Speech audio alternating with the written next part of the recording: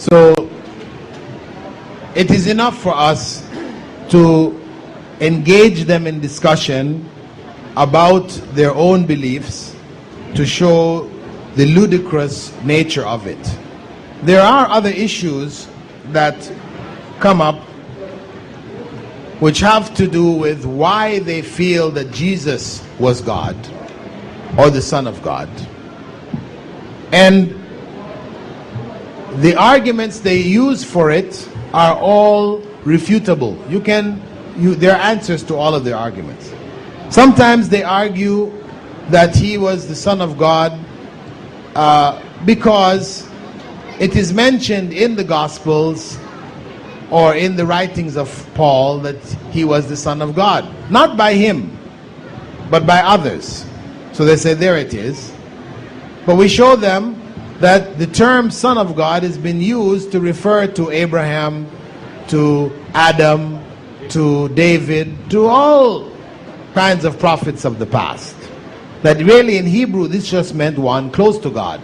But they say, some of them will say, but Son of God here when referring to Jesus is with capital S. Capital S. So we say to them, there is no capitals in Hebrew or Greek, which the New Testament is written in. There are no capitals. So this is only something English translators made up. Otherwise, they use the miracles of Jesus. Feeding the multitudes, curing the lepers, making the blind see, raising the dead. However, you can go and find all of these things done by prophets of the Old Testament. That's mentioned in page 96 of your notes. There's a comparison there. So you have references for everything Jesus did. He was the begotten Son. If they say begotten Son, you also find reference to Israel as being the begotten Son of God also. So even the term begotten is not unique to Jesus. Now, the other thing that we try to bring them to is they as Christians claiming to follow Jesus. We say that really you are not following Jesus. You are following the ways that Paul taught. The way of Jesus was different from what you do. The way of Jesus is what Muslims do today.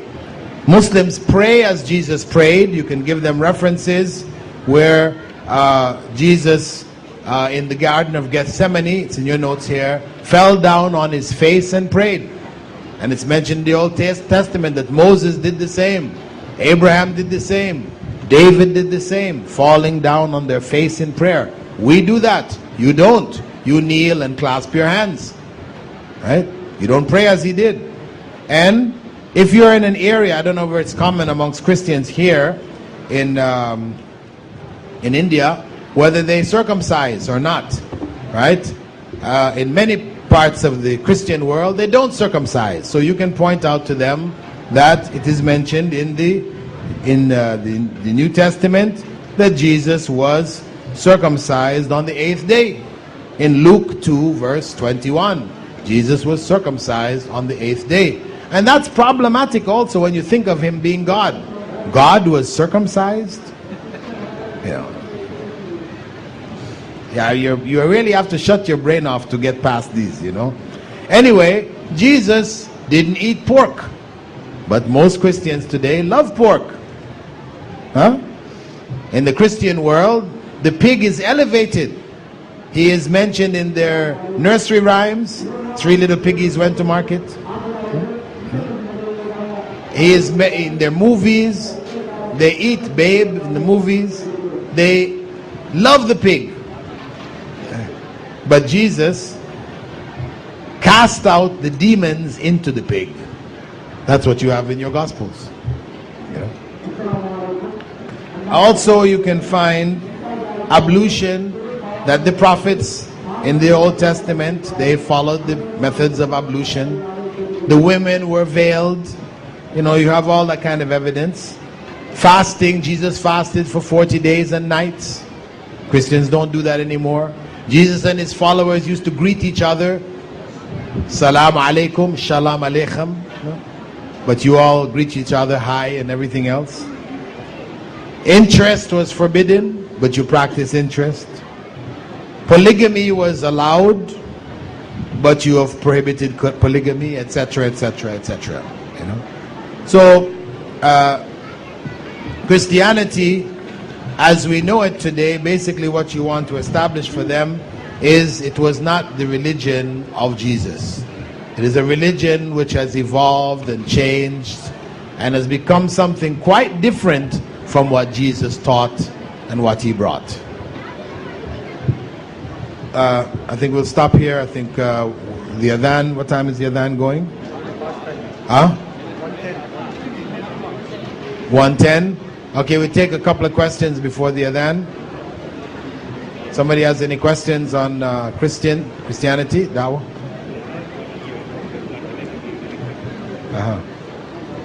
So when is it going to be given?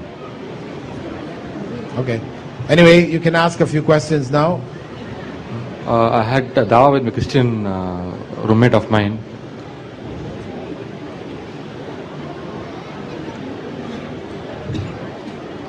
$2:30. Okay, go ahead.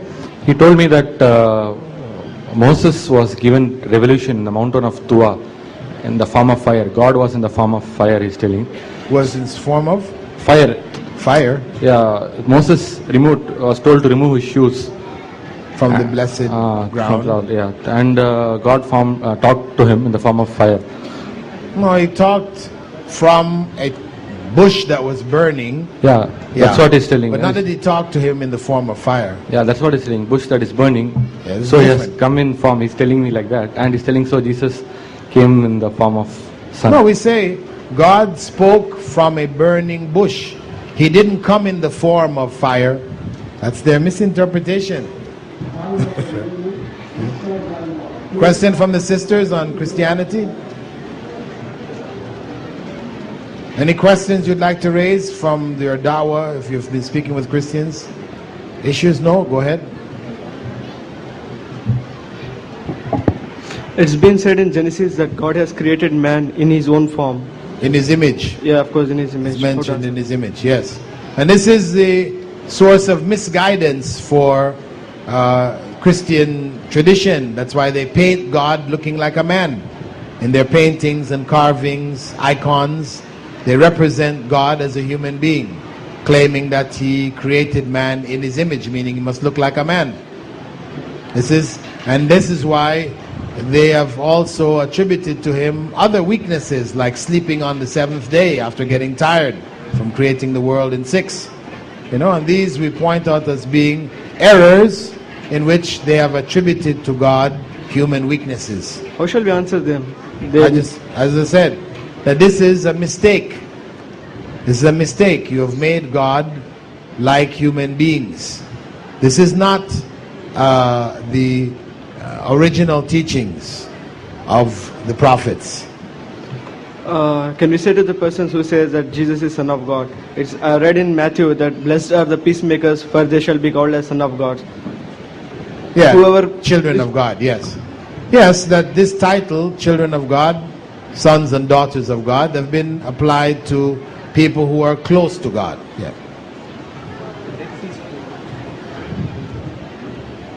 Assalamu alaikum. Alaikum salam wa barakatuh.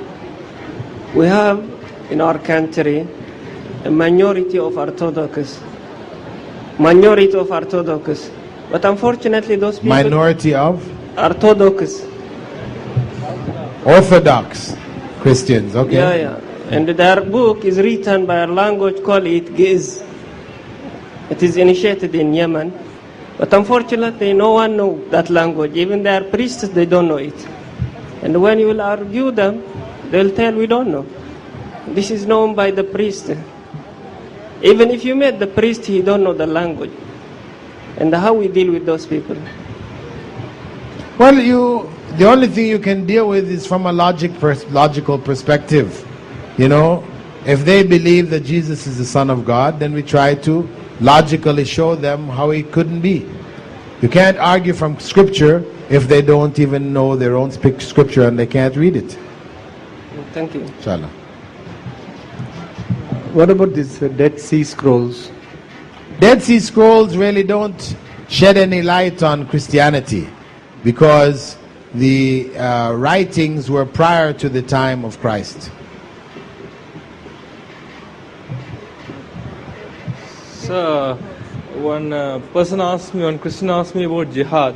How do I explain it to him in the context of their crusades? Explaining jihad in the context of crusades. Yes, comparison or something. Well, it's not the same at all. I mean, the crusades. Is there any evidence we can, No, what we can say is that you can show in the Old Testament that Moses, his people, were commanded to fight other people, and they fought against them, pagans, etc., conquered them, and show that there are many, many commands there in the Old Testament with regards to fighting at God's command, right? And in fact, when you look at the stories that are mentioned in the Old Testament about fighting, they involve instructions which are very cruel. Massacring, yes, men, women, and children, killing even their animals, burning down their homes, total. So you have things which are far worse, in terms of what may be called their holy wars, than what is even attributed to Muslims. Pardon? Yeah, you can use those to show that, if a Christian is trying to make an issue about jihad, look in your own book, Before you talk about the splinter in my eye, look at the log in yours. Right? Let somebody else who hasn't asked. Okay. What about this gospel according to Barnabas? They don't accept it? Well, we can't argue from the gospel according to Barnabas, because its authenticity is questionable. But it's like the other gospels. At least we can say there is reference to the gospel of Barnabas. It might be something of a curiosity to some Christians, but in general, mainstream Christians don't accept it as being authentic. So it's difficult to argue from it. And we ourselves don't accept it as authentic, because it contains many things that we don't believe in and agree with. Though it does contain mention of Prophet Muhammad sallallahu alaihi wasallam. That's all? In order to give a convincing reply, we need to first understand the question, the intention of the questioner.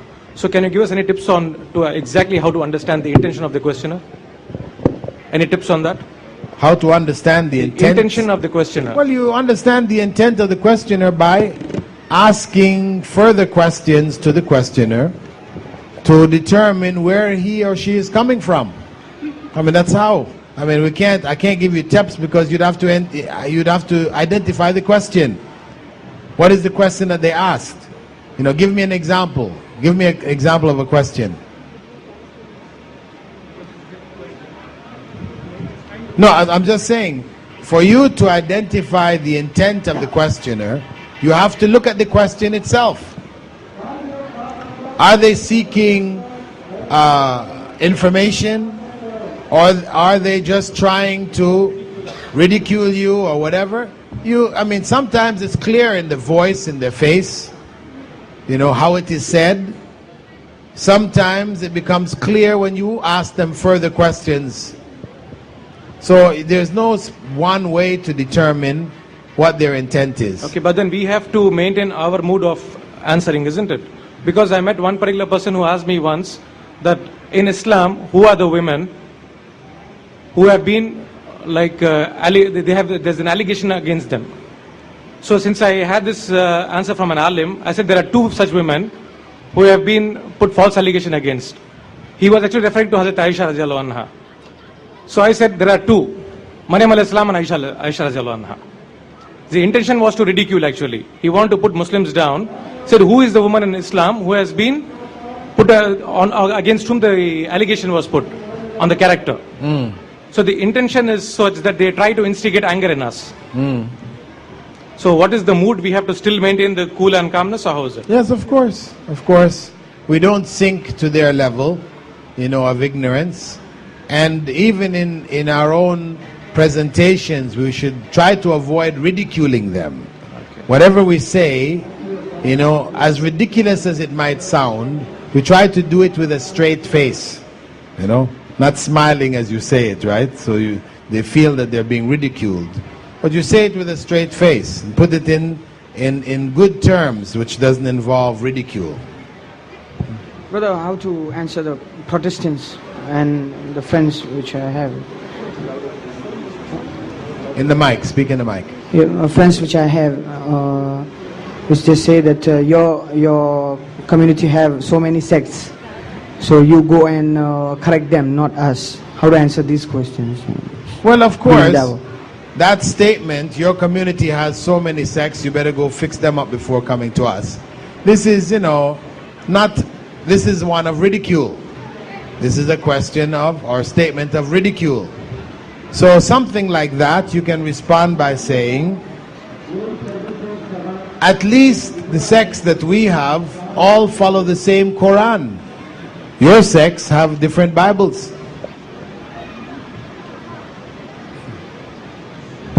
I mean, if it comes to this point, it may be a point of education to them, because they may say, no, we have only one Bible. You say, no, you don't. Come with me, let's go to the Catholic church, get the Bible and have a look. And go and look at yours. And that could be a revelation for them, to shake them, to let them open up their eyes and say, okay, maybe you do have something here. Sisters, chance. Sisters, go ahead. They say that Jesus is the Son of God, and he healed the lepers, he caused the blind to see, etc. And he died for our sins, their sins. How do we explain to them that that's not the case? Well, you have mentioned that he cured the leper and he raised the dead.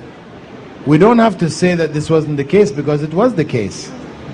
So really what you're talking about is only about his crucifixion. Crucifixion. Okay, this is the common mispronunciation amongst you, yeah? Crucifixion. It's not crucifixion, but crucifixion. Well, the issue of crucifixion, if we're going to argue, we believe it didn't take place, they believe it took place. There are arguments you raised by Ahmed Didat and others, which seem to indicate that even that story is questionable. And even the issue of him fulfilling the story of Noah, story of, is it Noah? No, of Jonah, sorry, story of Jonah. Right, that as Jonah was in the belly of the whale for 3 days and 3 nights, so shall the Son of Man be, etc. This is one of the arguments that they use. And that's clear to show them that even according to their own text, Jesus was not, according to their text, dead for 3 days and 3 nights, as they attribute to Jonah. So we can show from the text that they have that they're not consistent with the claim that they make. But in the end, we have to focus on the fact of who Jesus was. Who was Jesus? That's a more important issue. Because if he was God, then you have a problem of God being crucified and dying. If he was a man of God, then you have the problem of what is attributed to him, of what he said, asking God to take the cup away from him. Indicate, why have you forsaken me? And very difficult to say, this is a man of God saying to God, why have you forsaken me? So there are problems either way you look at it. So I would try to take them through that, focusing on who was Jesus. Brother, due to my experience, I found that there are some groups who say that Jesus is the prophet, he is not the God. Plus, they say he will return. And that's our belief. and they also believe also. There are some certain groups in Christian. So they say when we believe what you believe. So let's stop this debate and all. When Jesus will come, then he'll let him decide what is true. So how to deal that person at that moment? Well, we'll say to that person that if you say that Jesus was a prophet, those sects that claim that Jesus was a prophet of God, he wasn't the Son of God, and that he will come again, as we do, we'll say to them that really, according to Christians, you are not a Christian. You're not a Christian. So if you're not a Christian, best you become a Muslim who share the same belief that you do. Your beliefs are Muslim beliefs, not Christian beliefs. Today's Christianity. So best you join us and come into the whole truth. You have a part of the truth, but you don't have the whole truth. You're still stuck with the Bible, with all the changes and corruptions and things like this, which you admit is there. It's there in your translations. So why don't you come to the book that has no other versions, no changes, and so on and so forth. Jazakallah. Zano Yaqub. Excuse me, brother. From the sisters, go ahead. A lot of people say that, a lot of people question us about how can you say that God put someone else in Jesus' place? How can he be so unfair that he just made someone else die in order to save his prophet? Okay, that's for those people who fell into the trap of saying that God put somebody else on the cross in the place of Jesus. We don't know that. So this is a mistake to say. It doesn't mention that in the Quran at all. All the Quran says is shubbiha lahum. It was made to seem that way to them. How? We don't know. If you wanted to talk about that with them through the Gospel of Barnabas, according to the Gospel of Barnabas, the one on whom Jesus' likeness was put and who ended up on the cross was none other than Judas. Judas, who sold him over to be killed. So it would seem to be a fitting reward for that traitor, if you wanted to go down that road. But we say really, we don't know how it took place. So if we convey that information accurately, we don't fall into that trap. This question is on behalf of my friend. His roommate is a Christian, and he discussed with this religion, and he is given the Dawah and everything. But this person, he agreed Quran, which is came from Allah, and he believes that Muhammad sallallahu alaihi wasallam is a messenger of Allah. But when we discuss with this crucifixion case, crucifixion, he never believe that. He never accept that. He says that the crucifixion was done by is Jesus. Now the Dawah is stopped there, and can you suggest that how we can proceed with this? Well, if he believes in the Quran, and the Quran says that Jesus wasn't crucified, you have a problem here. How can he believe in the Quran? The Quran said he wasn't crucified, yet he says he believes that he was crucified. There's contradiction here. So you have to pin him on belief in the Quran. You believe in the Quran, why do you believe in the Quran? Because he may be only saying that for argument's sake. No, he don't know much about the Quran. Yeah. But basically he knows something about it. Okay, on the basis so he needs to read the Quran. Let him truly believe in the Quran. Let him read the Quran, let it enter into his heart, and then when it becomes a realization in his mind and his heart that the Quran really is from God, then take him to the verse where it says he was not crucified. From the sisters. Okay, this is the last question then from the brothers. We'll stop here. Go ahead. Okay, a few days ago I was discussing with a Christian about the sonship of Jesus. And when he started that, I started with the popular statement of Sheikh Didat that God has sons by tons and all that. I started quoting the names of all the sons which God has. Then he said that Jesus is uncreated, whereas all others are created. Now, how do I answer that? I know about Melchizedek, but nowhere does it says that Melchizedek is uncreated. It says no beginning of days, no end of days. That's what uncreated means. Okay. Uncreated means without beginnings of days. Okay. So we ask him, was Jesus born? Right. No, they agree that Jesus was born. Okay. But if he was born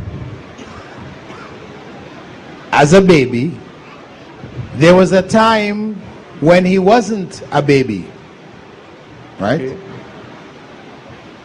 There was a time when he wasn't a baby, then he became a baby. Does God change? No, he's eternal. Absolute. God is absolute and eternal. He doesn't change.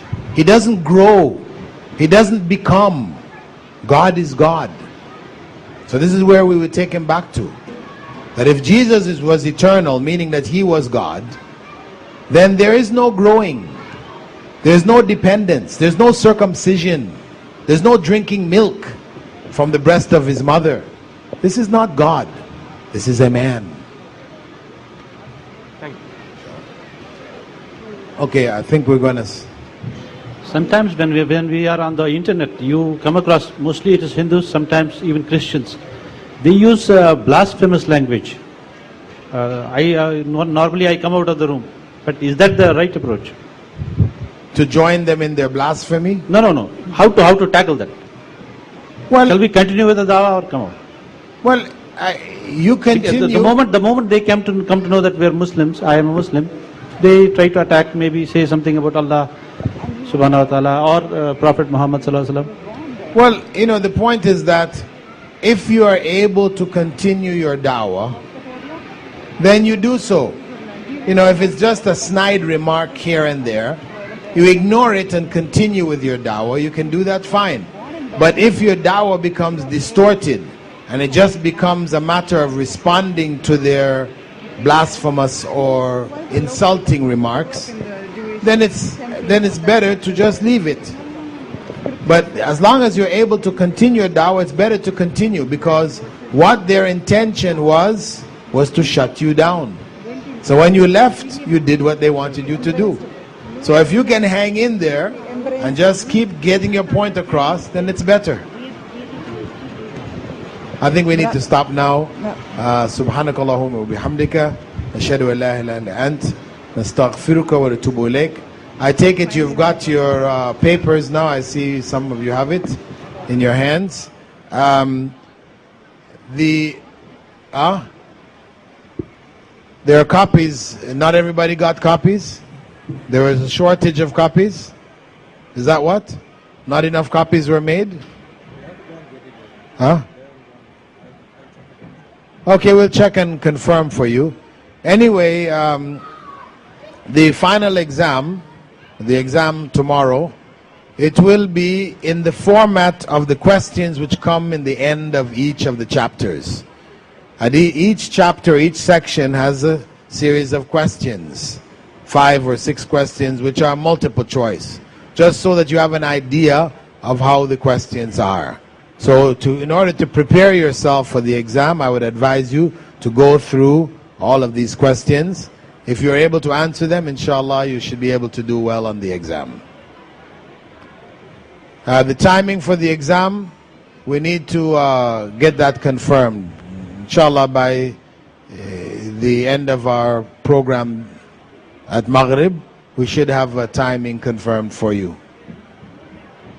I mean, I would imagine that the it would be, the best time would be in the morning, right? Tomorrow is Sunday. I think the best time would probably be in the morning.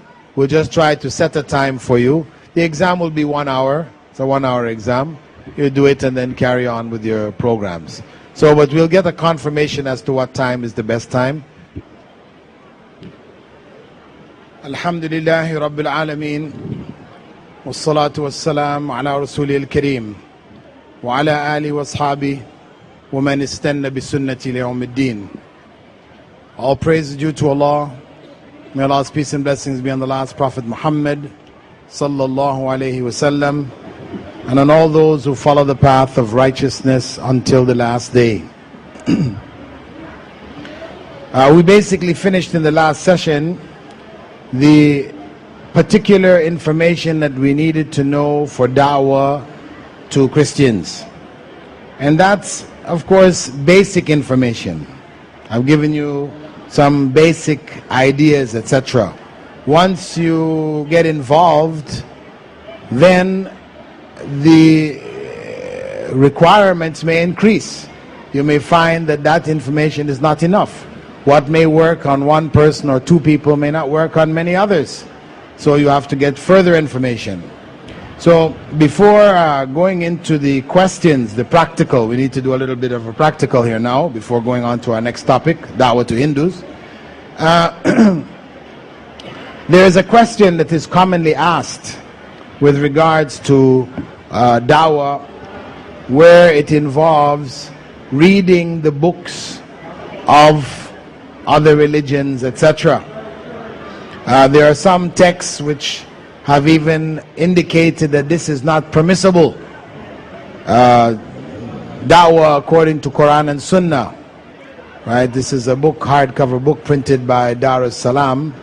The author in it declared that reading Christian texts, the Gospels or the Old Testament, is haram, because Prophet Muhammad ﷺ on one occasion saw Umar ibn al-Khattab reading some leaves from the Torah, and he became very angry with him, and he said that if Moses was here, if Prophet Musa was here, he would have no recourse but to follow what I brought.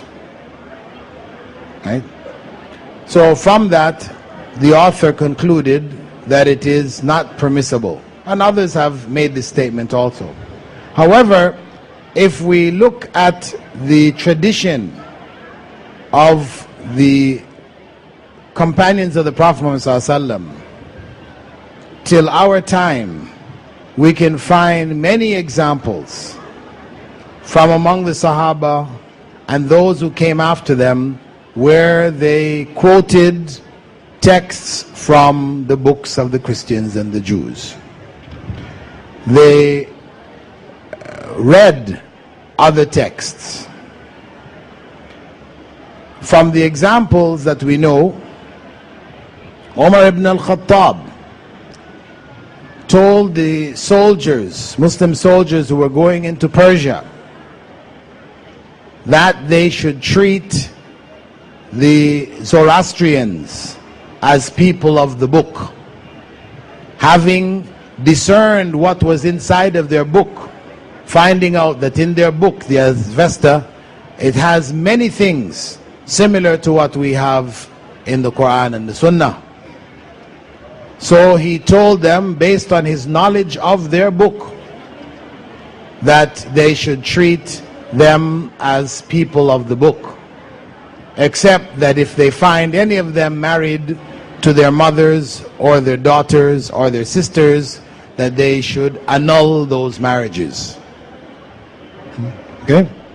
We also have among the Sahaba Ka'b al-Akhbar, who was a Jew who converted to Islam, and the Prophet ﷺ used to turn to him on different occasions and ask him for references from the book, the Torah, which was being used by the Jews.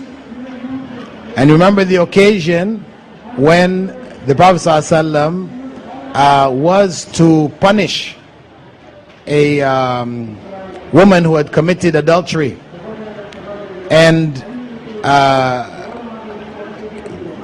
they came to the Prophet ﷺ and asked for his judgment, and he told them to judge according to what is in their book. And they said they would bring their book and read. He told them to bring their book and read. And when the rabbi was reading, he covered a portion, right? And this is Prophet ﷺ having the Jews read to him from their book. He covered a portion, and Ka'b told the Prophet ﷺ, have him lift up his hand and read what is under his hand. You see? And we know in the narrations of tafsir from Abdullah ibn Abbas and others of the Sahaba, they quoted information which came from the Torah, the Injil, the books of the Christians and the Jews. And these have been compiled in the earliest tafsir of At-Tabari. Tabari, whose tafsir, known as Tafsir Tabari, is the most classical tafsir. He includes in it many narrations from the Sahaba. Not all of them are authentic. And even Ibn Kathir, you will find mentioning narrations which come from the Torah and the Injil. These are usually referred to as Israeliyat. And later scholars of tafsir ruled that they should not be included in the tafsir, you know. But it is still narrated information which was narrated from that early generation, from those sources. And we have scholars from the time of Abu Hanifa and others writing, proving false the books of the Christians and the Jews. Among them Ibn Rushd, who wrote in Spain, one of the great scholars of Spain from the Maliki school of thought. He wrote the famous book Bidayat al-Mujtahid, which we study in Medina. He wrote a book in refutation of the Christians and the Gospels.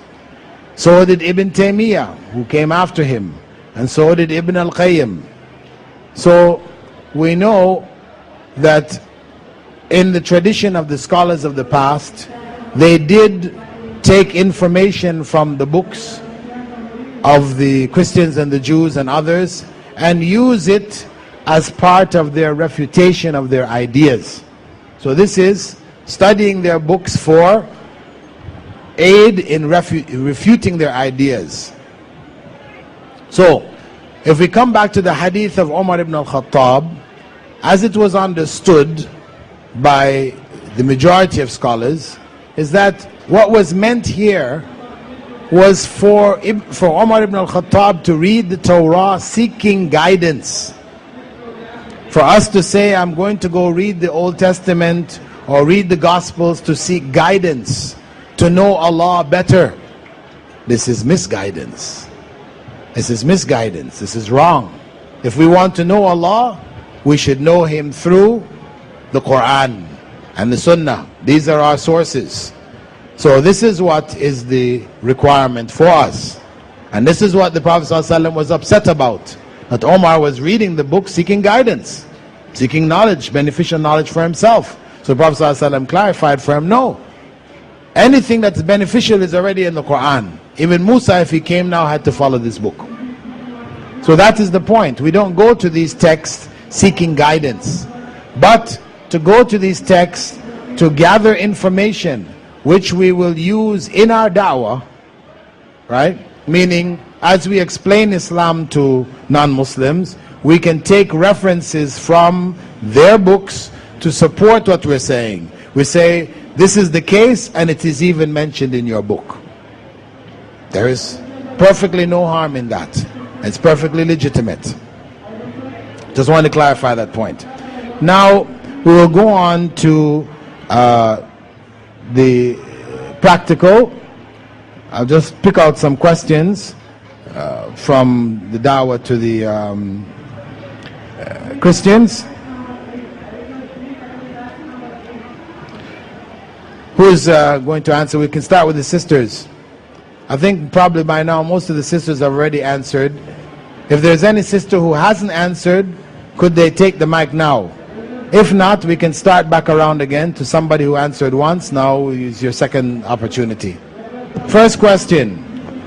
Most Christians believe that Jesus' birth of a virgin is proof he was God. How would you explain to them that this is not the case?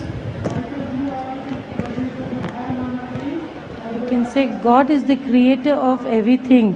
So how can Jesus be born? That's all I can say. Come again, please. God creates everything. And how can God be created? That's what I can say. Well, the simple response to this one, if they say Jesus' virgin birth is proof he was God, we say to them, what about Eve? Eve was born without a mother. What about Adam? He was born without a father and mother. What would they be if Jesus was a God because he didn't have a father? That is the simple answer. Right? Next question. One of the brothers. Okay. Virgin birth. The question is, most Christians believe that Jesus' birth of a virgin is proof that he was God. Yes. So it doesn't mention that it's without father here. Well, that's what virgin birth means. When they say the virgin birth, Christian terminology, virgin birth, what is a virgin? A virgin is a woman who has not had sexual relations. If a woman who hasn't had sexual relations gives birth, then we're talking about a child born without a father. Because normally we don't use this terminology. Well, that's what it means. Okay? That's what it means. And that's what in Christian terminology it means. A virgin birth, meaning a virgin giving birth to a child. Meaning there was no husband, no male involved. Right? Next question. One of the brothers, go ahead. Now, one who hasn't answered, okay, because we have still plenty of brothers around here who have not answered any questions. Okay, come. You haven't answered anything? You haven't answered any question? Okay, come ahead.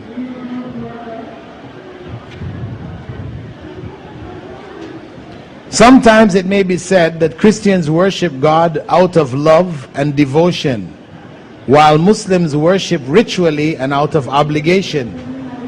How would you correct this misunderstanding? Obligation. Most Christians worship God out of love and devotion. Love and devotion. They always stress that God is love. So they worship him out of love and devotion. Whereas Muslims worship him ritually and out of obligation. You're obliged to worship him. Love itself is a creation. Love itself is a created thing. It's a feeling. No. Even Muslims, we love Allah, that is God, more than they. So we also love God and worship. But there is a way to worship. So that seem to be for them as a rituals. So it doesn't mean that we are obliged to worship. No, we are obliged to worship. But love is there. So that doesn't seem to them. Okay. It's a good point you made. We stress to them that we also worship out of love and devotion. It is there also. But there is the additional obligation. We can stress to them that Jesus used to worship 3 times a day. This was the way of the Jews. They worshipped in the morning, in the midday, and in the night. They worshipped 3 times a day. Fixed 3 times a day. So, setting times of worship doesn't make it merely obligation and ritual, because Jesus also did it. This is what we can take back to them. Furthermore, we can point out to them if you are only going to turn to worship God when you have this loving feeling, etc., right? And you must admit you don't have the loving feeling all the time. Maybe you don't have the loving feeling today, so you don't worship God. Maybe this week you don't have that loving feeling, so you don't worship God. Maybe the month goes by, you still don't have the loving feeling, so you don't worship God. Then maybe a year goes by, years may go by, and you never have that loving feeling, so what? So you never worship God? And when is it that you actually worship God? When calamity strikes. This is the time. Yes, as soon as calamity strikes, yes, there you are, oh God, oh God, oh God. See? And that's what happens to most people, that they worship God at the time of calamity. So the religion of God says, no, that should not be the basis of your worship of God. Out of calamity, out of emotion, out of desperation.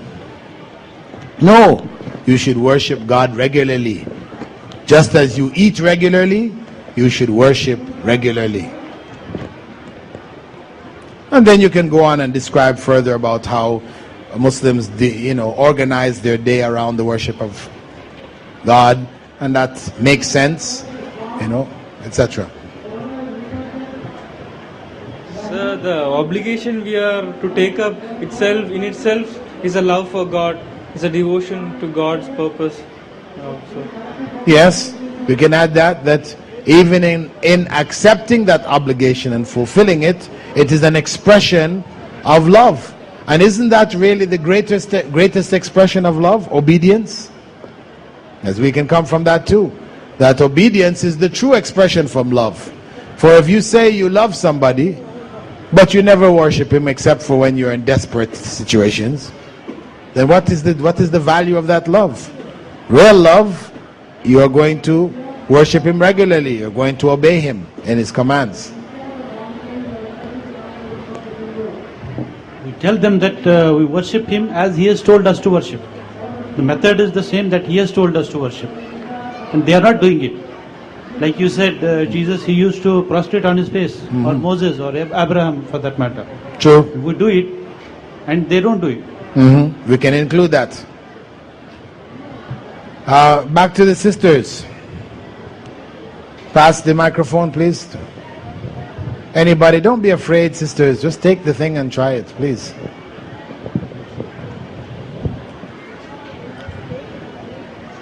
Somebody has it?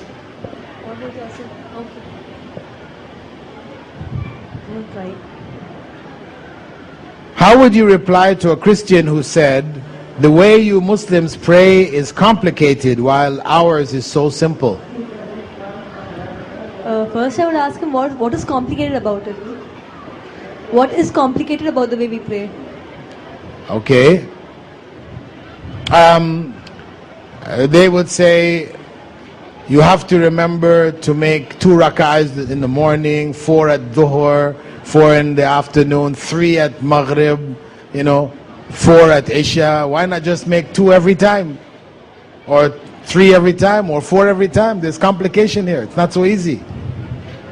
Then the answer was already answered previously, the way God taught us, that's the way we worship him. Right. So we don't go in to ask them, what do you mean by complicated? There is complications, okay? Our prayer does have a degree of complication. We can't run away from it. Can't run away from it. The reality though is, we are worshipping according to how God commanded us. Whereas you are worshipping according to how you have invented. This was not the way that Jesus worshipped. So we bring them back to their own text. Okay, back to the brothers.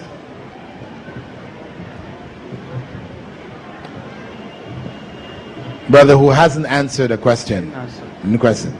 If a Christian explained the Trinity by saying that you could be a father, a son, and a brother at the same time, how would you clarify this, his or her misunderstanding?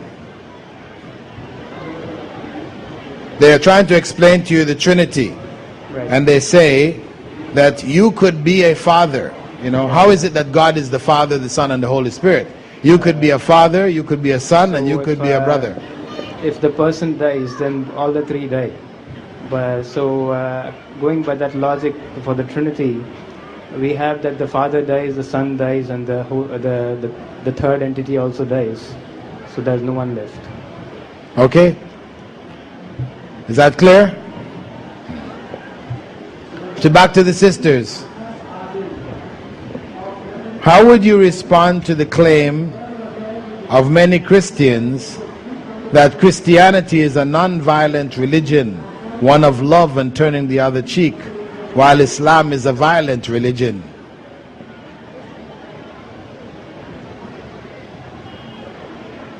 In Islam, Islam also says that you can forgive the person. You can also you can forgive that person. Okay. But if you Yeah, you point out to them that even in the verses where Allah speaks about the eye for the eye and the tooth for the tooth, that Allah says that to forgive is greater. There is great reward in forgiveness.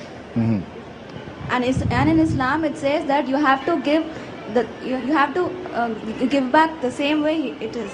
You must do it justly. You can't exceed it. If you exceed it, then you'll get punished for it.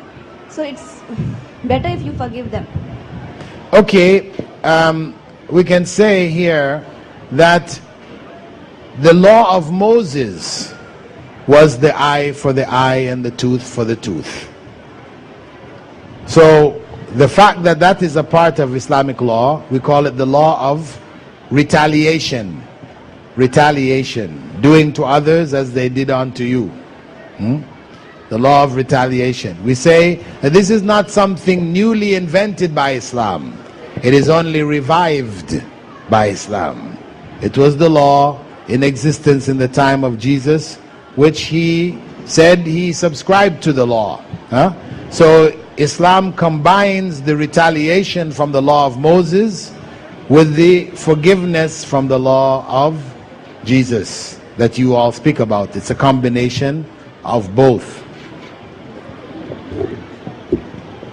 And anyway, we can also mention, if you recall, as I mentioned earlier, that the Pope apologized 4 years ago. He made a public apology to the world for the violent acts of the conquistadors, the adventurers that came out of Spain and Portugal and pushed Christianity down the throats of native peoples in America, in Africa, in India, in Malaysia, etc. He made a public apology for their violent acts. So, as for saying that Christianity is a non-violent religion, we would say that were that the case, how do we explain World War I and World War II? These were Christian nations killing each other in the millions, so on and so forth. There are Christians who claim that many Muslims have converted to Christianity, which is proof that Christianity is correct and superior. In what way would you reply? Not necessarily. I feel there are more Christians who have converted to Islam than Muslims have converted to Christianity. And even if more Christians had converted to Islam, this alone does not give proof that Islam is a superior religion. Islam is a superior religion, but the fact that more Christians have converted to Islam is not proof of this fact. Okay. There is another point which is more subtle and stronger to deal with this point. Christians have converted to Islam and Muslims have converted to Christianity. Common Christians and common Muslims. Muslims who don't know what Islam is, Christians who don't know what Christianity is. Okay, this happens from both sides. The idea of ignorant people converting doesn't prove anything. Okay? But what we have is hundreds, if not thousands, of Christian scholars, ministers, priests, bishops who have converted to Islam. We cannot find anywhere in the history of the world a single Muslim scholar who has converted to Christianity. And this proves superiority. This proves that we have the truth. Because people of knowledge of Christianity have become Muslim. But you will not find anybody of knowledge, a scholar of Islam, who has become a Christian.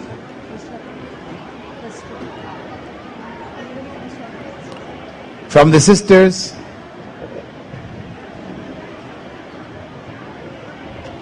Sisters, somebody has the mic? Does somebody have the mic? Okay. If a Christian were to say to you, this is an important one, because we're going to run into it a lot. If a Christian were to say to you, I know that Jesus is God because he answered my prayers, what would your response be?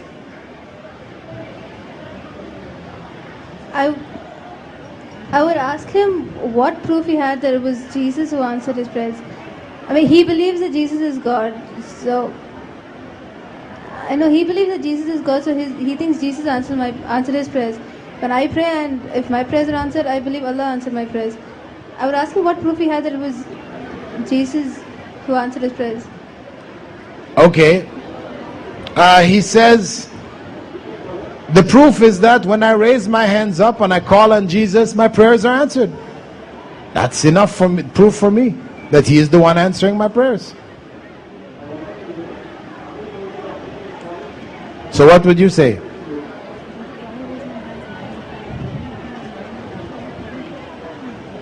If I do the same thing and I do it to Allah and my prayers get answered, I think, but I don't know how he. No, you're on the right track. You're on the right track. I do the same thing to Allah, and if my prayers are answered, I can very well tell you that it was Allah who answered my prayers. It still doesn't prove that Jesus is God. Right. What I would do for this type of situation is I would go to something more basic. Right? You're on the right track. Say to that same Christian, when the animist, people who worship the spirits of the trees and the rivers, you have some people like that, right? On the Andaman Islands or whatever, these Neolithic people, what do they worship? The trees, spirits, right? They worship the spirits of the trees. When that Neolithic person raises his hands and prays to the spirit of the tree, and his prayers are answered, who answered those prayers? You ask him that way. Who answered those prayers? Was it the tree that answered the prayers? Of course, the Christian is going to say, no, it was God.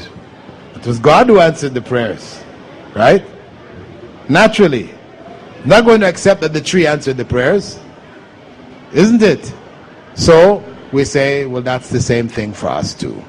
You raise your hands and think it's Jesus answering the prayers, but really it is the God of Jesus, the one to whom Jesus prayed. He is the one who answered the prayers. So it's good for you to take them back to something which you commonly agree on, right? Because if you take them to, well, I pray to Allah and Allah answers my prayers, so how do you know it was Jesus? That's more confrontational. You understand? But when you take them to a commonly agreed basis, that it wasn't the tree answering that tree worshipper's prayers, they will tell you right away, no, it was God. Then you take them back to what they did and say, well, that was also God. The one, and you add that little point, the one to whom Jesus prayed.